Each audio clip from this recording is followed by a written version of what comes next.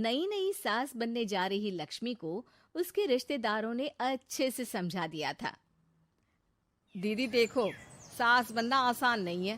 कहने को बहू आ जाती है, लेकिन सारे घर में हक ऐसे कर लेगी जैसे तुमने तो इतने साल से घर के लिए कुछ किया ही ना हो। और नहीं तो क्या, मेरी वाली ने तो घर का नक्शा ही चेंज करवा दिया था। कहती है खिड़की यहाँ नहीं वहाँ करो, दरवाजा इस दिशा से खोलो और न जाने क्या क्या। अरे बताओ, 20 साल से क्या मैं गलत खिड़की दरवाजे के साथ रह रही थी? तभी वहाँ बेटी आ जाती है। हाँ माँ, और पक्का भाभी आने के बाद तो मेरा हाल बुरा ही होना है। तुम हर बात पर मुझे इग्नोर करोगी। हे भगवान, इतना सब कुछ होता है बहू के आ जाने पर, मुझे तो पता ही नहीं था।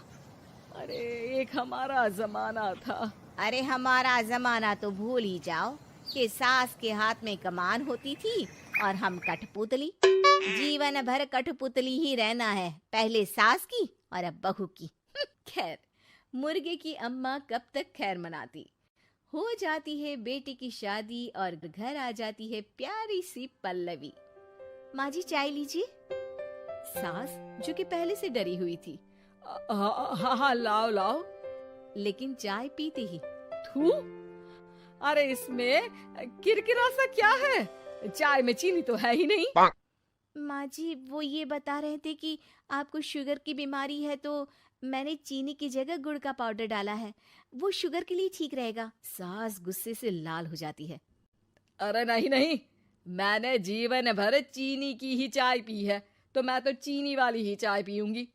तुम आई और मैं नियम बदल दूं? ऐसी सास नहीं हूं मैं, समझी? पल्लवी को समझ में नहीं आता कि सास को हो क्या गया है। अरे माँ जी हुआ क्या है, आप तो भड़क गई। तभी वहाँ ननद आ जाती है। तो आप काम ही ऐसा कर रही हैं ना भाभी? अरे भाई मैंने क्या किया? शुगर के पेशेंट को चीनी नहीं पीनी चाहिए, तो मैंने चाय में चीनी नहीं डाली। इसमें मुझे तो नहीं लगता कि मैंने कुछ गलत किया। भाभी पहली बात ये कि जबान चलाने की जरूरत नहीं है, क्योंकि हम लोगों को भी बोलना आता है। बाकी आपका क्या मतलब है कि हम लोग माँ का ख्याल नहीं रखते हैं? आपको ही सारी साइंस की नॉलेज है। पल्लवी समझ जाती है कि इन लोगों के दिमाग में बहू को लेकर धारणा गलत ही है, इसलिए वो बिना कुछ बोले वहां से चली जाती है।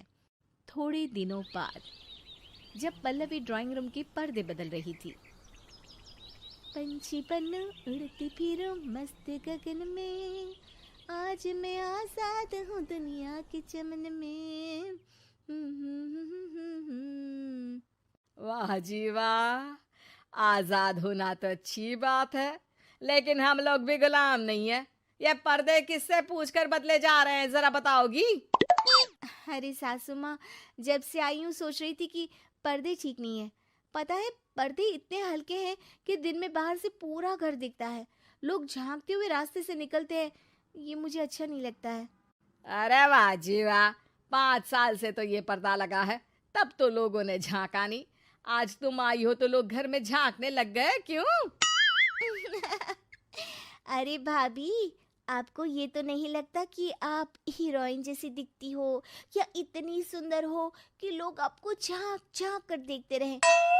मैं भी रहती हूँ इस घर में, लेकिन मजाल है। पल्लवी सर पर हाथ रख लेती है, पर्दे लगाकर पुराने पर्दों को हटा देती है और निकल जाती है। देखा माँ, इसे कहते हैं मनमर्जी। आपने मना किया, फिर भी भाभी ने पर्दे हटा ही दिए। ठीक है बेटा, शुक्र करना पर्दे ही हटाए हैं। अरे कहीं किसी दिन ये हमें ही ना हटा दे। ऐसे कैसे हटा देंगी, हम क्या पर्दे हैं? दिन बीतते हैं और एक दिन सास और ननद वॉक पर निकली होती है कि पड़ोसन। क्या बात है, आजकल तो आप लोगों की कोई खोज खबर ही नहीं है। तरस गए हम लोग तो। अरे नहीं नहीं, बस घर पर ही रहते हैं पहले जैसे। पहले भी तो इतनी ही खोज खबर थी ना।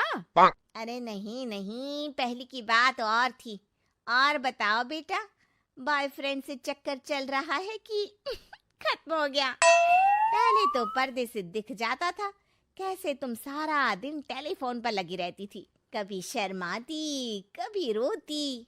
अब तो पर्दे भी मोटे लगा लिए तो कुछ ठीक से दिखाई भी नहीं देता। हाँ?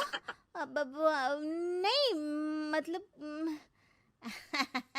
कोई ना, होता है इस उम्र में।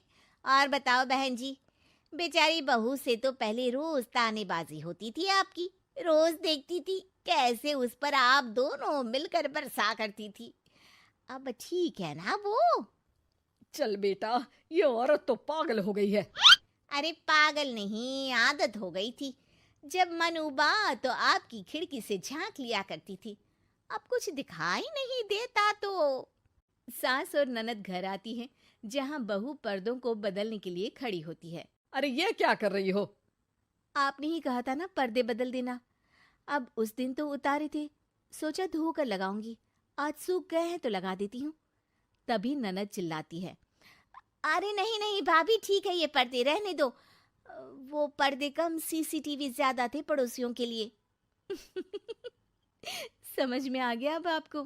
हाँ हाँ, आ गया। अब जरा चाय तो बना कर ला दे। पल्लवी सास को चाय लाकर जैसे ही देती है, चाय पीकर सास झूमने लगती है और जमीन पर गिर जाती है। हाय रे भाभी, क्या मिलाकर पिला दिया माँ को, वो तो गिर ही गई। तभी बेटा डॉक्टर लेकर आता है। चेकअप के बाद डॉक्टर कहते हैं, ओ माय गॉड, इनका तो शुगर लेवल बहुत बढ़ गया है। क्या ये चीनी खाती है?